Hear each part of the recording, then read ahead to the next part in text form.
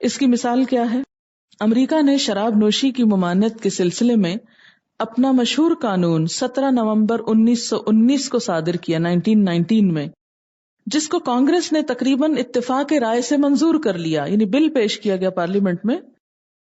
پھر نومبر 1920 میں اس کی امپلیمنٹیشن شروع ہوئی۔ اس قانون کے مطابق ہر وہ شخص قابل سزا قرار پایا جو شراب کو چھپ کر یا اعلانیہ بنائے، اس کو فروخت کرے یا اس کی نشر و اشاعت کرے، اس کو امپورٹ یا ایکسپورٹ کرے یا اس کو منتقل کرے یا اس کو اپنی نگرانی میں رکھے۔ پھر عوام کو حفظان صحت، اخلاقی نقطہ نگاہ سے شراب کے خطرات سے آگاہ کرنے کے لیے زبردست جدوجہد کی گئی۔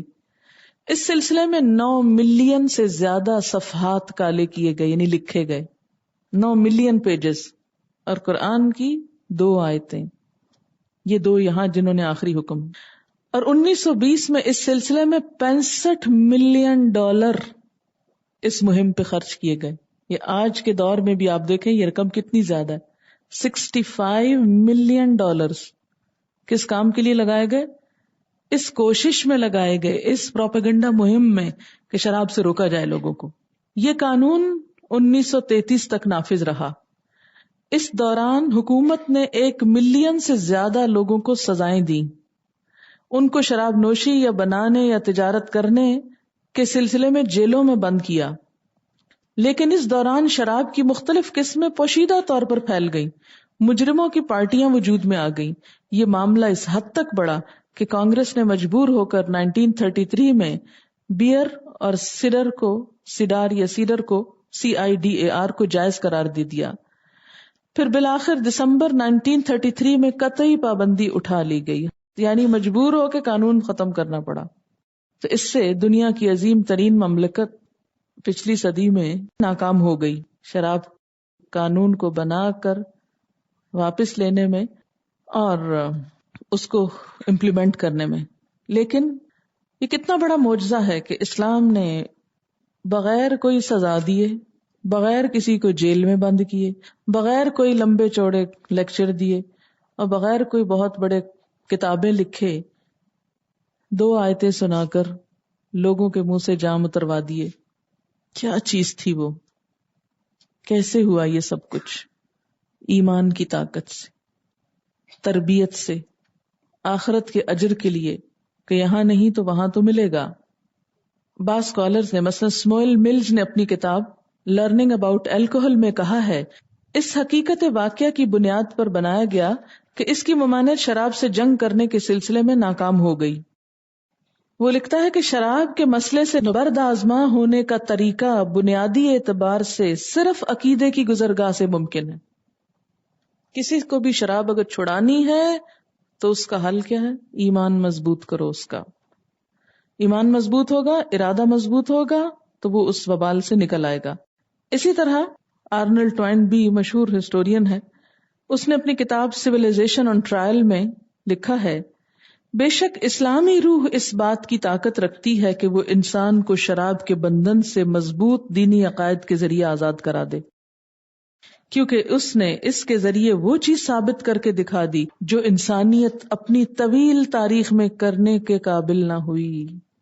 پوری ہسٹری اس بات کی گواہ ہے کہ اسلام کے علاوہ یہ کامیابی کسی اور کو نصیب ہی نہیں ہوئی کہ کوئی ایسی عادت لوگوں سے چھڑا سکے۔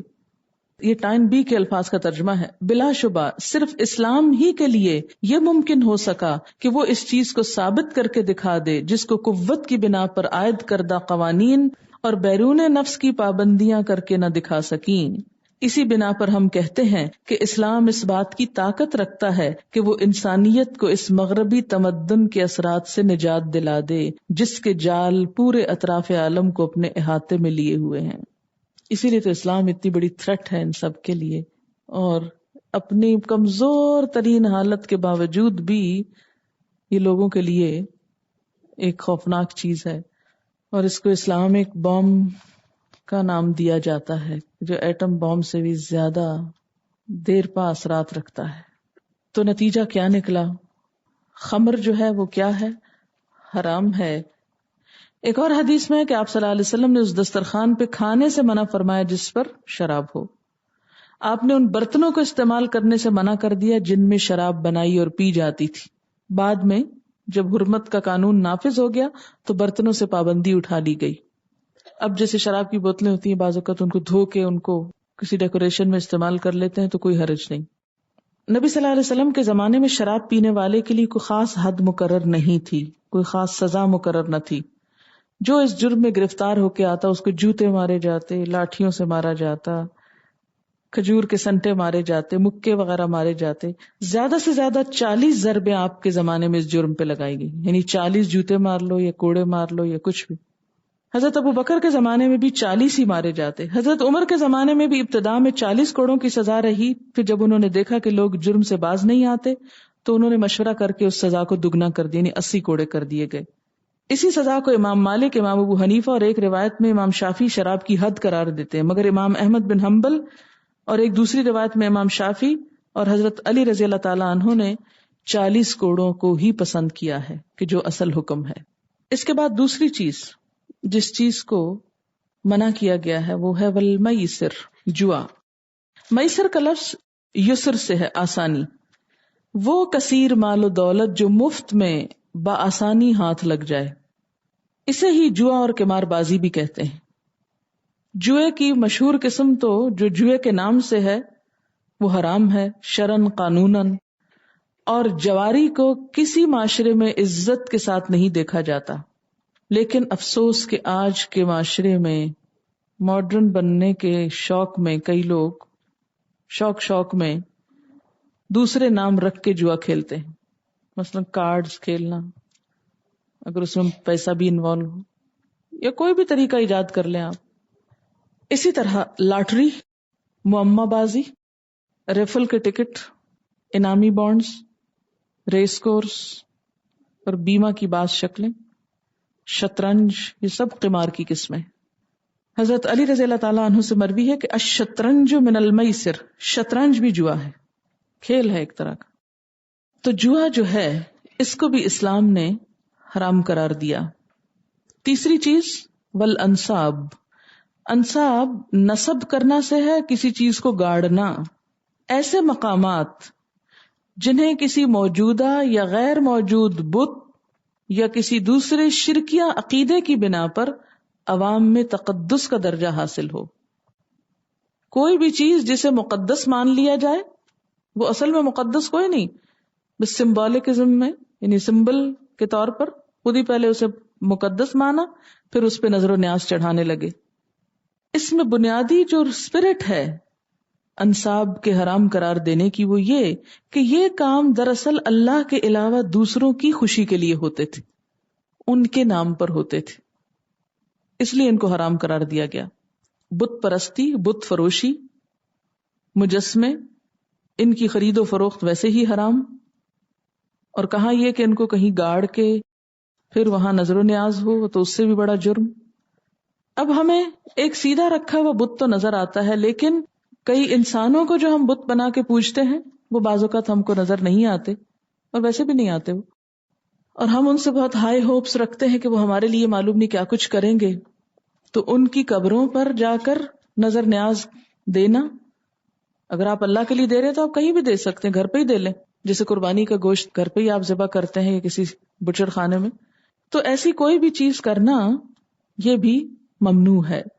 چوتھی چیز والازلام، وہ تیر جن کے ذریعے فالیں نکالی جاتی، نیز وہ تیر جن کے ساتھ جوا کھیلا جاتا ہے، اس میں کارڈز بھی آ سکتے ہیں.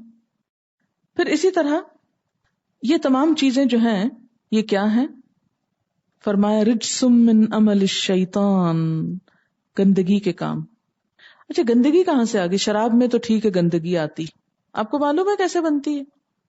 عموماً یہ ہوتا ہے کہ ایک بڑی کوانٹٹی میں، مثلاً انگور سے عام طور پہ بنتی ہے، وہ کافی دن تک، بعض اوقات مہینوں وہ چیز وہاں سڑ کے سڑتی، اس میں سڑان اور بو اور نشہ اور معلوم نہیں کیا کچھ اس کے اندر پیدا ہو جاتا، پھر اس کو نچوڑ کے اس کے اندر سے سیچوریٹ کر لیتے ہیں.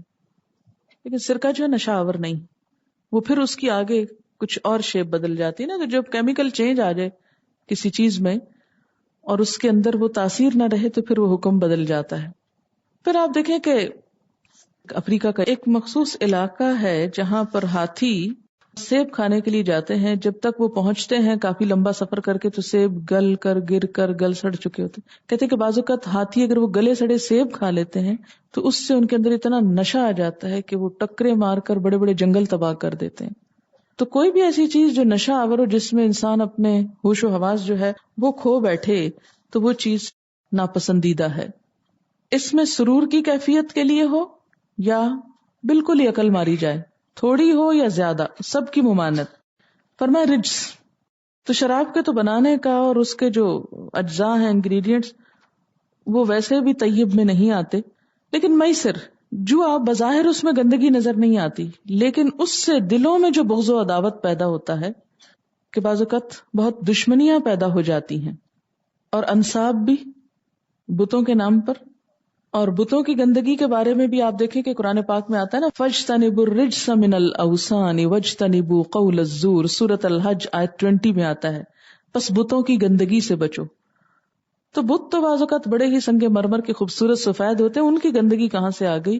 یعنی ان کے اندر جو تصور ہے اللہ کے شریک ہونے کا، یہ ایک انتہائی گندا خیال ہے. کوئی بھی عقل مند انسان ایسا خیال نہیں رکھ سکتا. پھر والازلام، اور تیر پانسے، ان کی گندگی کیا ہے کہ ان کے ذریعے جو مال حاصل ہوتا ہے وہ حلال نہیں ہوتا. تو کوئی بھی چیز جو حلال نہ ہو بیسیکلی وہ کیا ہے؟ رجس میں آ جاتی. حضرت عمر نے کہا کہ شراب تیرا ستیہ ناس ہو، تیرا ذکر تو جوئے انصاب اور ازلام کے ساتھ ہے.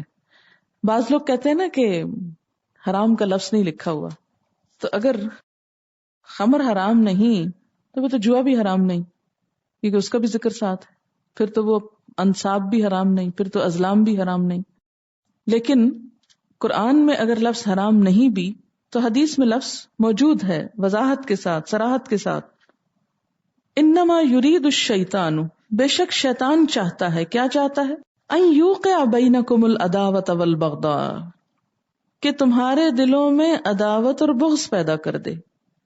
کس طرح؟ فی الخمر والمیسر، شراب اور جوئے کے ذریعے. اور کیا نقصان ہے؟ وَيَصُدَّكُمْ عَنْ ذِكْرِ اللَّهِ، اور تم کو روک دیتا ہے اللہ کے ذکر سے. شراب پی کے تو عقل ماری جائے گی، تو نماز کیسے پڑھیں گے، ذکر کیسے کریں گے؟ اور جوئے میں کیسے ہوتا ہے؟ وہ اس کی ایسی لت پڑ جاتی ہے کہ بعض اوقات آپ نے دیکھا ہوگا کہ جن لوگوں کو نشہ ہو جاتا ہے جوا کھیلنے کا، ان کو اور کام سب بھول جاتے ہیں، وہ ایک دیوانہ وار اس چیز میں انوالو ہو جاتے ہیں. فرمائیے اللہ کے ذکر سے بھی روکتی ہیں چیزیں. وَعَنِ الصَّلَاةِ، اور نماز سے.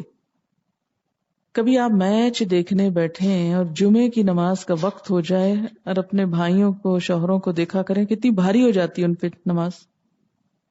اچھا یہی نہیں پڑھ سکتے، یہی پڑھ لیتے ہیں، آج ظہر پڑھ لیتے ہیں. بعض اوقات اگر آپ کوئی ایسی گیم کھیل رہے ہو اور کچھ نہیں، اگر آپ یہ لوڈو ہی لے کے بیٹھ جائیں نا اور نماز کا وقت آ جائے تو آپ کہاں روکیں گے؟ روک ہی نہیں پاتے. تھوڑا سا اور، تھوڑا سا اور، تھوڑا سا. کیرم بورڈ لے کے بیٹھ جائیں، آپ اٹھ ہی نہیں سکیں گے. کمپیوٹر، جی ہاں، اس پہ گیمز، چیٹ پہ چلے جائیں، آپ کو یاد ہی نہیں رہے گا کیا وقت ہو چکا ہے. ایک کے بعد ایک سائٹ پہ جا رہے ہیں، ایک کے بعد ایک پہ ادھر ادھر ادھر، پوری دنیا ہے اسکرین میں، گھر بیٹھ کے پوری دنیا میں گھوم رہے ہیں آپ. فرمایا کہ یہ چیزیں تمہیں اس لیے روکا جا رہا ہے کہ نمبر 1 تو یہ گندگی ہے، نمبر 2 یہ کہ عداوت اور بغض پیدا کرنے والی چیزیں ہیں، نمبر 3 اللہ کے ذکر سے روکتی، نمبر 4 نماز سے روکتی. اللہ تعالیٰ پوچھتے فَهَلْ أَنْتُمْ مُنْتَهُونَ، رکنے والے ہو؟ رکو گے؟ ہم تو نہیں رک رہے، آپ کہتے رہیں.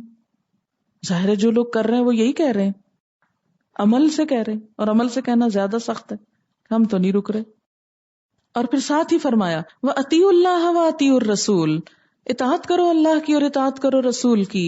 وَاحْذَرُوا، اور بچ کے رہنا، محتاط رہنا، پکڑ نہ ہو جائے، پھسل نہ جاؤ. وَاحْذَرُوا. اچھا کبھی سوچا آپ نے کہ اس کے فوراً بعد اطیعوا الرسول کیوں آیا؟ کہ اگر قرآن میں تمہیں کوئی نظر آتا ہے کہ کہیں سے گنجائش نکلتی ہے تو نبی صلی اللہ علیہ وسلم کی سنت دیکھو کہ جب یہ آیتیں اتری تھی تو لوگوں نے کیا کیا تھا، اور خود آپ نے کیا فرمایا تھا، اور صحابہ کرام کا طرز عمل کیا تھا. فَإِن تَوَلَّيْتُمْ، اور اگر تم منہ موڑتے ہو، باز نہیں آتے، فَاعْلَمُوا تو جان لو کیا انما علی رسولنا البلاغ المبین کہ ہمارے رسول پر تو کھلم کھلا پہنچانا تھا، اس نے تو بات پہنچا دی. اب اگر تم یہ کہہ کہ جی یہ حدیث میں اس لیے ہم یہ نہیں مانتے تو بتانے والے کا کوئی نقصان نہیں، تم اپنی خیر مناؤ. دیکھو پھر ہوتا ہے کیا، لیس علی الذین آمنوا کوئی حرج نہیں ان لوگوں پر جو ایمان لائے، وعملوا الصالحات اور انہوں نے اچھے کام کیے، جناح کوئی گناہ، فیما اس میں جو طعموا وہ کھا پی چکے. یعنی پچھلی زندگی میں اگر بتوں کی کمائی یا ازلام اور انصاب سے کچھ کھایا پیا یا شراب پی لی، اسی لیے طعموا کا لفظ آیا جو کھانے اور پینے دونوں کے لیے استعمال ہوتا ہے. اذا متقوا جب وہ تقوی اختیار کریں، وآمنوا اور ایمان لائیں، وعملوا الصالحات اور عمل کریں اچھے، ثم اتقوا پھر تقوی کریں، وآمنوا اور ایمان لائیں، ثم اتقوا پھر تقوی کریں، واحسنوا اور اچھا رستہ اختیار کر لیں، احسان کریں. واللہ یحب المحسنین اور اللہ محبت رکھتا ہے محسنین سے. اب یہ 3 دفعہ کیوں آیا واتقوا وآمنوا ثم اتقوا وآمنوا، پھر تقوی اور ایمان، پھر تقوی اور ایمان؟ اس لیے کہ انسان ایک دفعہ وعدہ کرتا ہے اچھا نہیں کروں گا، پھر تھوڑے دن پھسل جاتا ہے، پھر احساس ہوتا ہے، پھر انسان سنبھلتا ہے، پھر پہلے سے ذرا بہتر حالت ہوتی، پھر پھسلنے کا ڈر ہوتا، پھر دوبارہ تقوی کی طرف آ جاتا ہے اور انسان بالآخر سنبھل جاتا ہے. اس لیے بار بار بار کی بات ہے. پہلی مرتبہ تقوی اور ایمان کہ جب حکم آیا تو انسان نے کہا ٹھیک ہے، لیکن کیا ہوا، پھر اس کمپنی میں گئے، پھر ویسے ہو گئے، پھر نکلے، پھر بھاگے، پھر تقوی کیا، پھر یعنی انسان کبھی یہ نہ سوچے کہ ایک دفعہ اگر اس نے وعدہ کر لیا تو ہمیشہ کے لیے چھوٹ جائے گی. یہ چیزیں چھوڑنا آسان نہیں ہوتی، ان کو ٹائم لگتا ہے، لیکن گیو اپ نہیں کرنا، کوشش کرتے رہنا ہے، ایک کے بعد ایک، ایک کے بعد ایک. بالآخر وہ وقت آئے گا کہ جب تم احسان کے درجے پہ پہنچ جاؤ گے. احسان کا درجہ کون سا ہے؟ کہ ان تعبد اللہ کأنک تراہ، ایسے اللہ کی عبادت کرو گویا تم اس کو دیکھ رہے ہو، وہ نظر آنے لگ جائے. ابھی تو کیا ہوتا ہے، ہمارے کام اکثر لوگوں کے لیے ہوتے ہیں، میڈم کے لیے ہوتے ہیں، لیکن جب یہ سٹیج آ جائے کہ اللہ کے لیے ہونے لگے تو جو پھر کمٹمنٹ آتی، قربانی اور سیکریفائس اور اخلاص آتا ہے، وہ اس سے پہلے نہیں آتا. کسی انسان کے لیے کام کر کے وہ کام میں وہ جدت، وہ بہتری آ ہی نہیں سکتی جب تک کہ وہ اللہ کے لیے نہ ہونے لگ جائے. اس کا لطف ہی کچھ اور ہو جاتا ہے. تو احسان کا درجہ کیا؟ ان تعبد اللہ کأنک تراہ، اس طرح اللہ کی عبادت کرو گویا تمہیں نظر آ رہا ہے، وہ دیکھ رہا ہے، وہ سامنے کھڑا ہے. جیسے وہ ایک بچے کو نظر آتا تھا کہ ابا وہ دیکھ رہا ہے، چوری نہ کرو، وہ دیکھ رہا ہے. اور اگر یہ کیفیت نہ بھی ہو تو اتنی تو ہو کہ تمہیں نظر آنے لگے، تم نہ دیکھ سکو تو یہ تو ہو کہ وہ تم کو دیکھ رہا ہے، یہ احساس تو رہے. اور جب یہ کیفیت آ جائے تو ایسے ہی لوگ اللہ کے محبوب بن جاتے ہیں. واللہ یحب المحسنین، اللہ محبت رکھتا ہے احسان کرنے والوں سے. اس میں ہم دیکھتے ہیں کہ بعض اوقات کچھ لوگ ایسے تھے کہ جنہوں نے اس وقت شراب پی جب ابھی حرمت نہیں ہوئی تھی اور اسی حال میں وہ شہید ہو گئے، تو ان کے لیے کیا ہے کہ نہیں، اگر وہ اس وقت تقوی اور احسان کی راہ پر تھے تو کوئی حرج نہیں. دوسرا یہ کہ اکثریت نے تو فوراً ہی چھوڑ دی، لیکن اکا دکا کیسز بعد میں بھی ہوتے رہے. اس میں سے ایک واقعہ ہے جو بہت دلچسپ واقعہ ہے کہ ایک شخص شراب کے جرم میں پکڑا ہوا آیا تو لوگ اس کو لعنت کرنے لگے. آپ نے فرمایا اسے لعنت نہ کرو، یہ اللہ اور اس کے رسول سے محبت کرتا ہے. کہ بعض لوگ اس جرم میں مبتلا ہونے کے باوجود اللہ اور اس کے رسول سے محبت کرتے ہیں، لیکن ایسی چیزوں میں پڑ جاتے ہیں کہ جن سے نکلنے میں ان کو ٹائم چاہیے. ہمارا حال کیا ہے، جس کے بارے میں پتا چلے ہم سب سے پہلے صرف اس کو لعنت ملامت شروع کر دیتے ہیں اور اس کی اصلاح کی اور مدد کی کوشش نہیں کرتے کہ اس کو نکال باہر لائیں. تو اس کے لیے سب سے اہم چیز کیا ہے کہ ایسے شخص کو مورل سپورٹ دی جائے، اس کی کمپنی بدلی جائے اور پھر وقت دیا جائے، ایک کے بعد ایک سٹیج. یہ جو 3 دفعہ ہے نا، آمنوا وعملوا الصالحات ثم اتقوا وآمنوا وعملوا الصالحات ثم اتقوا وآمنوا ثم اتقوا واحسنوا، یہ سب کیا ہے؟ یہ گریجولی آگے بڑھنے کی بات ہے. پہلی دفعہ روح اور قلب کا تعلق، تزکیہ نفس. دوسری مرتبہ انسانوں کا انسانوں سے تعلق، حقوق العباد کی وجہ، کیونکہ انسان جب شراب جوئے میں بڑھتا تو حقوق العباد بہت متاثر ہوتے ہیں. بیوی کو مارنا شروع کر دیا، اس پہ زیادتی شروع کر دی، بچوں کے ساتھ زیادتی. اور تیسری مرتبہ جو ہے اللہ اور بندے کا تعلق ہو جائے، کسی سے نہ ڈرے اور نہ کسی کی خاطر، بلکہ صرف اللہ کی خاطر ایک کام کرے. سورۃ المائدہ کا یہ حکم کافی بعد میں آیا ہے، اس سے پہلے 2 حکم گزر چکے. ان 2 احکامات کے آنے کے باوجود بعض لوگ ابھی تک شراب پی رہے تھے. پھر اس آیت میں قطعی حرمت کا ذکر ہے کہ اب اس کے بعد بالکل بھی اجازت نہیں ہے. اب جب لوگوں کو اس بات کی شدت کا احساس ہوا کہ یہ کام بہت ہی گناہ کا کام ہے، رجسن ہے، عمل الشیطان ہے، تو ہمارے ان بھائیوں کا کیا ہوگا جنہوں نے شراب چھوڑی نہیں تھی ابھی اور وہ دنیا سے رخصت ہو گئے. یعنی ویسے وہ نیک تھے لیکن وہ ابھی چونکہ شراب کی حرمت نہیں آئی تھی تو شراب سے رکے نہیں تھے. تو اس کے جواب میں فرمایا کہ لیس علی الذین آمنوا وعملوا الصالحات جناح فیما طعموا، کہ جو لوگ ایمان لا چکے اور انہوں نے اچھے عمل کیے ان پر کوئی گناہ نہیں اس معاملے میں جو وہ پہلے کھا پی چکے. یعنی جو شراب اور جوئے کی رقمیں کھا پی چکے. اور خاص طور پر اشارہ ہے کچھ ان لوگوں کی طرف جو جنگ احد کے دن صبح شراب پی کر شہید ہو گئے تھے، کہ کیا ان کی شہادت قبول ہوئی؟ تو بتایا جا رہا ہے کہ چونکہ ان کے پاس ایمان تھا اور باقی ان کے اعمال نیک تھے، اور اگر اس وقت تک اس چیز کی حرمت نہیں آئی تھی اور وہ اسی چیز کے ساتھ دنیا سے رخصت ہوئے تو کوئی حرج نہیں. پھر آپ دیکھیے کہ شراب کی ممانعت بھی 3 مرتبہ ہوئی ہے، اور 3 مرتبہ کچھ لوگوں نے اس کو کم کر دیا، کچھ لوگوں نے کم کر دیا اور کچھ لوگوں نے اس کو چھوڑ دیا. جن کے اندر بہت تقویٰ تھا انہوں نے پہلی مرتبہ ہی چھوڑ دی، کچھ نے دوسری مرتبہ اور باقی سب نے آخری مرتبہ. پھر اکا دکا کوئی کیس رہ گیا کہ جو بعد میں بھی باز نہ آئے. پھر ایک اور اینگل سے اس کو دیکھیے کہ جب بھی کوئی انسان کسی غلط چیز کو چھوڑتا ہے تو یہ ممکن نہیں ہوتا کہ ایک ہی دن میں چھوڑ دے. ایک حکم سنتا ہے، انسان عمل شروع کرتا ہے، پھر کچھ دن کے بعد انسان آہستہ آہستہ پھر ویسا ہی ہونے لگتا ہے. پھر دوبارہ جب اس کا احساس ہوتا ہے تو پہلے سے زیادہ ہوتا ہے. پھر آہستہ آہستہ انسان ہے، دوسرا درجہ آ جاتا ہے، پھر تیسرا درجہ آتا ہے جو اصل درجہ ہے، جس میں تقویٰ کے ساتھ احسان بھی شامل ہے. احسان کا درجہ نیکی کا اعلیٰ ترین درجہ ہے.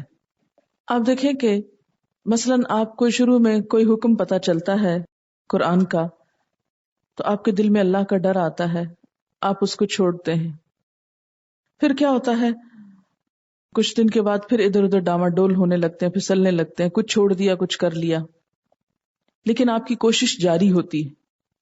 اس کوشش میں پھر دوسرا سٹیپ آ جاتا ہے. اگر کوشش جاری رہے تو آپ دوسرے مرحلے تک پہنچ جاتے ہیں، اور دوسرے مرحلے میں کیا ہے کہ پھر پہلے سے بہتر ہوتا ہے لیکن ابھی بھی پرفیکشن نہیں ہوتی. اور تیسرا مرحلہ ایسا ہوتا ہے کہ جس میں تقویٰ بھی ہے، ایمان بھی ہے، عمل صالح بھی ہے اور احسان بھی ہے. احسان کے درجے پر نیکی کرنا وہ نیکی ہوتی ہے جو محض اللہ کے لیے کی جائے، جس میں کوئی ریاکاری، کوئی دکھاوا، کوئی دوسری غرض شامل نہ ہو. اور یہی نیکی کا اعلیٰ ترین مقام ہے جب سب کچھ اللہ کے لیے ہو جائے. احسان کا درجہ، انتہائی شکر گزاری کا درجہ. ہم سب ذرا اپنے آپ کو پرکھیں کہ ہم کون سے درجے پر ہیں، پہلے پر یا دوسرے پر یا تیسرے پر، ابھی ابتدا ہے یا درمیان میں ہیں یا آخری سیڑھی چڑھ چکے ہیں. اور بات یہ ہے کہ ان میں سے صرف ایک چیز ظاہر کی ہے، 3 چیزیں اندر سے تعلق رکھتی ہیں. ایمان بھی اندر کی بات ہے، تقویٰ بھی اندر سے متعلق ہے اور احسان بھی اندر سے متعلق ہے. احسان کی کیفیت بھی اندر کے ساتھ ہے. جو لوگ احسان کے درجے پر عمل کرنے والے ہوتے ہیں وہ ہر دنیا کے نفع نقصان سے بالا ہو جاتے ہیں، وہ ہر حال میں نیکی کا سوچتے ہیں، کوئی ان کے ساتھ کرے یا نہ کرے، وہ کسی کے بدلے کے طور پہ نہیں کرتے، وہ اس لیے کرتے ہیں کہ انہیں اپنے رب کو راضی کرنا ہے، انہیں ہر حال میں کرنا ہے۔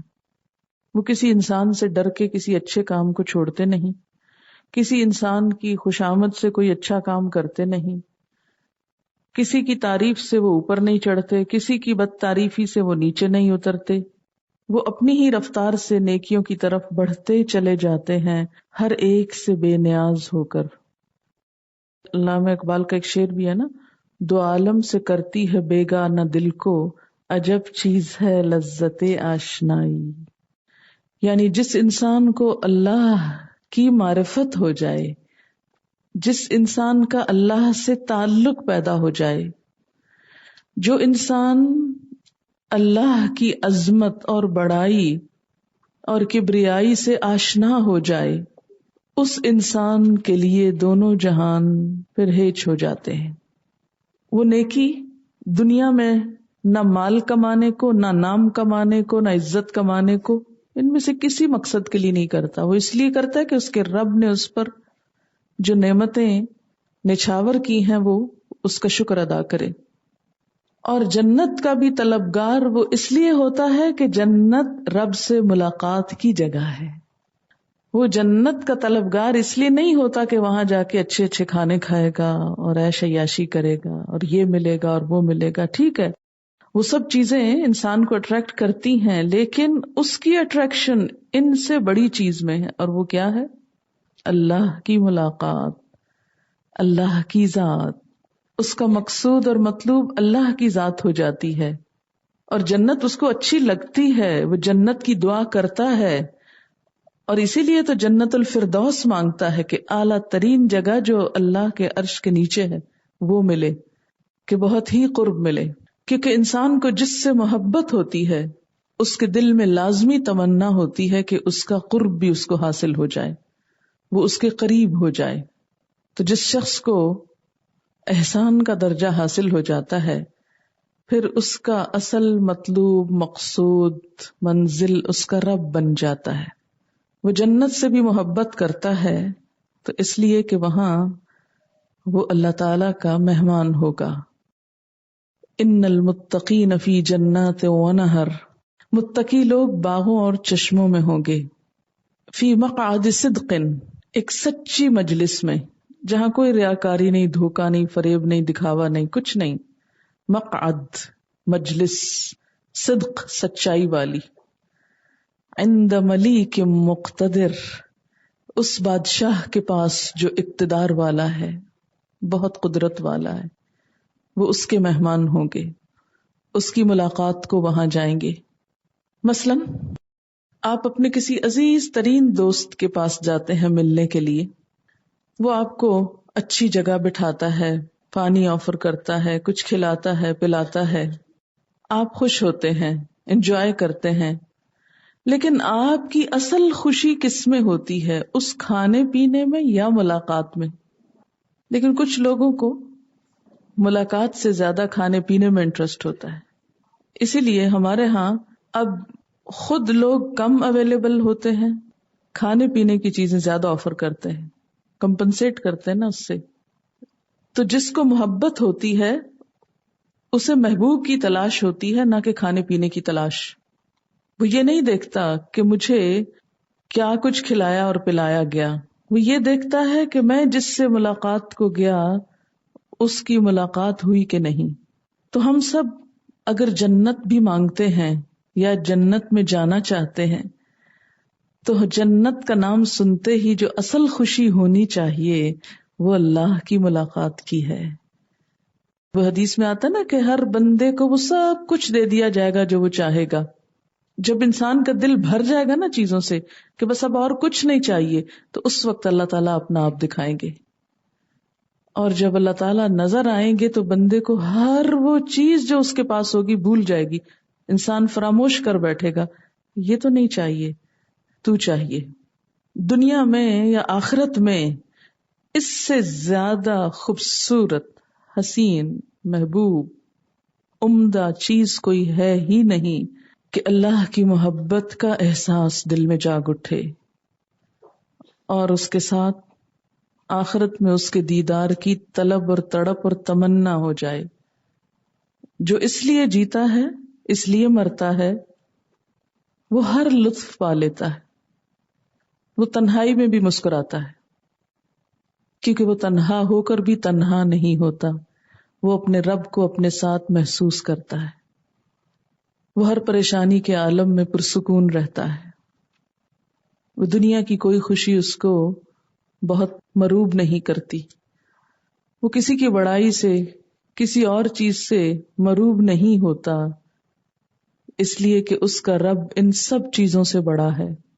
نہ مال، نہ دولت، نہ کسی کا بڑا گھر، نہ محل، نہ زیورات، نہ کچھ اور، کچھ بھی امپریس نہیں کرتے، اس لیے کہ اس کے رب کے پاس ان سب چیزوں سے بہت بڑا ہے، بہت کچھ. اگر وہ مل جائے تو سب کچھ انسان کا. بچوں کو اطمینان ہوتا ہے نا، ہمارے ماں باپ کے پاس اتنا ہے، ہمیں کیا پریشانی. کچھ کمی ہوگی بھی تو ہمارے ماں باپ کے پاس بہت کچھ ہے. کتنا مان ہوتا ہے نا کہ رشتہ ہے ماں باپ سے ایک. تو اللہ تو 70 ماؤں سے بڑھ کے پیار کرنے والا ہے. جس کی دوستی اللہ سے ہو جائے اس کو کتنا مان ہوگا کہ میرے رب کے پاس سب کچھ ہے اور وہ سب کچھ دے سکتا ہے. پھر کوئی چیز فکر مند نہیں کرتی. یہی اصل منزل ہے جس تک ہم سب کو پہنچنا ہے، احسان کی منزل.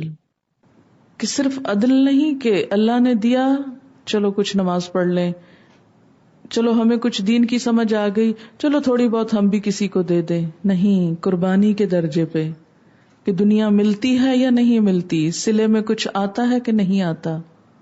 وہ جو مل گیا، اس سے بڑا صلہ کیا چاہیے؟ اس سے بڑی بھی کوئی چیز چاہیے ہم کو؟ اگر وہ ہمارا ہو جائے جو پوری کائنات کا بادشاہ ہے، تو جن کی نظریں اپنے رب پر ہوتی ہیں، پھر وہ چھوٹی چیزوں کے لیے نہ بھاگتے ہیں، نہ لڑتے ہیں، نہ روتے ہیں اور نہ ان میں کھو جاتے ہیں. انہوں نے لکھا ہے کہ پہلا جو اتقوا اور آمنو ہے یہ تعلیم اور تربیت ہے.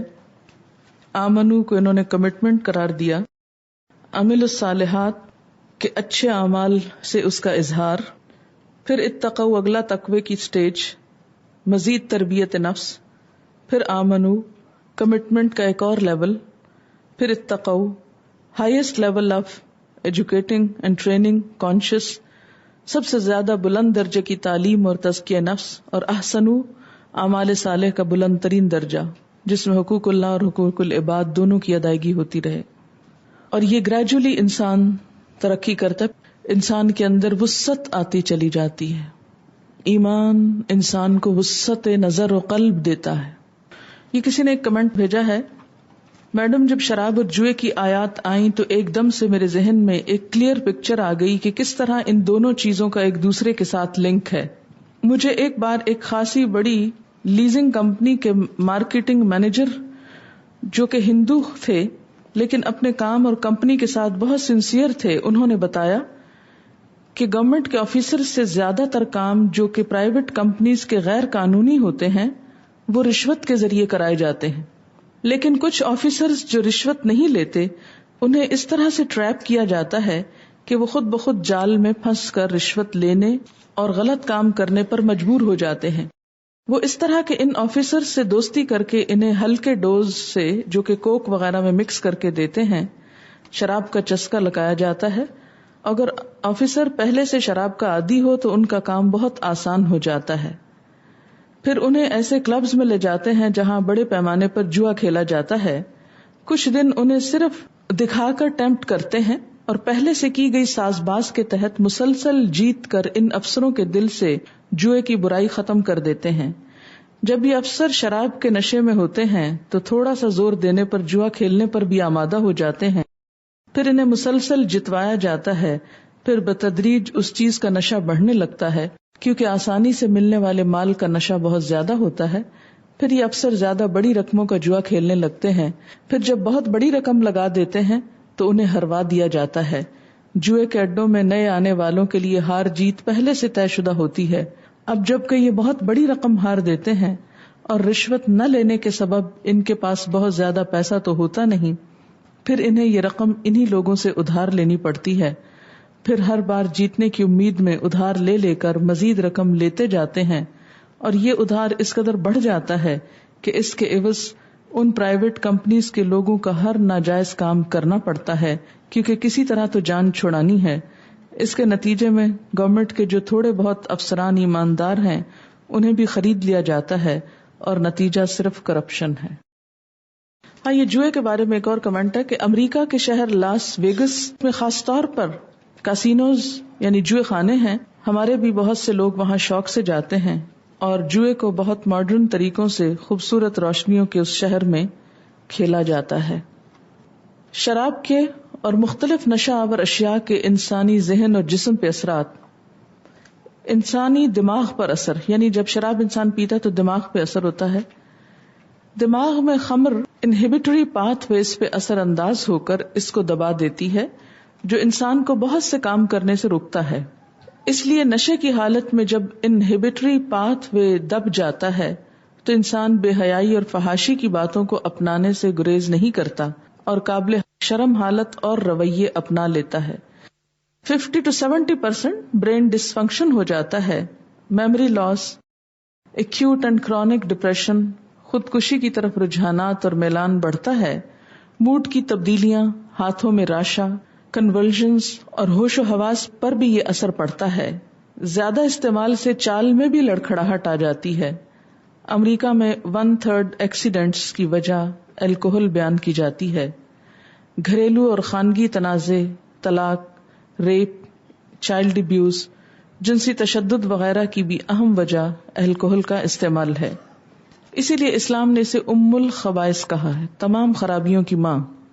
معدے اور نظام ہضم پر بھی اس کا اثر پڑتا ہے، آنتوں میں زخم کرتا ہے، مستقل ان سے خون رستا ہے، اور اکثر یہ السر پھٹ کر خطرناک صورت اختیار کر لیتے ہیں۔ جگر جسم سے فاسد مادے کا اخراج کرتا ہے۔ الکوہل جب اس پہ اثر انداز ہوتا ہے تو زہریلے مادے جسم میں ہی رہ کر نقصان دہ ہو جاتے ہیں۔ فائبرس ٹیشوز جگر میں بننے کی وجہ سے جگر سخت ہو جاتا ہے۔ سروسس آف لیور کے نتیجے میں عموماً اموات بھی ہو جاتی ہیں۔ پینکریاس، الکوہل اس پر اثر انداز ہو کر انسولین جو کہ اس کا ہارمون ہے اور خون میں شوگر لیول کو کنٹرول کرتا ہے، اس کا لیول متاثر کرتا ہے۔ اس کے ساتھ کئی انزائمز جو کہ پینکریا میں بنتے ہیں اور خوراک ہضم کرنے میں مدد دیتے ہیں، ان پر بھی اثر انداز ہوتے ہیں۔ لہذا شوگر لیول شراب کی وجہ سے کم ہو جاتا ہے۔ جب گلوکوجن کم پیدا ہونے لگتا ہے، گلوکوز کی کمی کی وجہ سے انسان کوما میں بھی جا سکتا ہے، اسی طرح بدہضمی بھی ہو جاتی ہے۔ ڈائیوریٹک ایفیکٹ، انسانی جسم میں پوسٹیریئر پیچوری گلینڈ اور ویسپریسین نامی ہارمون نکلتا ہے جو پیشاب کو کنٹرول کرتا ہے۔ شراب نوش کا یہ ہارمون متاثر ہو کر جسم سے کثرت میں پیشاب کا اخراج کرتا ہے اور ڈی ہائیڈریشن کا شکار ہو کر انسان کمزور ہو جاتا ہے۔ ہارٹ، چونکہ الکوہل کا اثر ڈائجیشن اور ایبزارپشن اور ڈیٹاکسیفیکیشن پر ہوتا ہے، لہذا جسم میں خون کی کمی واقع ہو جاتی ہے اور جسم میں کیلشیم اور میگنیشیم بھی کم ہو جاتا ہے۔ چونکہ یہ دونوں مسلز کو کنٹرول کرتے ہیں تو ان کی کمی کی وجہ سے مسل ٹویسٹنگ ہوتی ہے اور یوں کارڈیک اریتھمیا یعنی irregular ہارٹ ریٹ ہو جاتا ہے۔ بلڈ پریشر، نیز یہ کہ الکوہل خون میں فیٹ بڑھاتا ہے، یعنی اس کے ساتھ ہی سوڈیم ریٹینشن بڑھ جاتا ہے جس کی وجہ سے بلڈ پریشر بڑھ جاتا ہے۔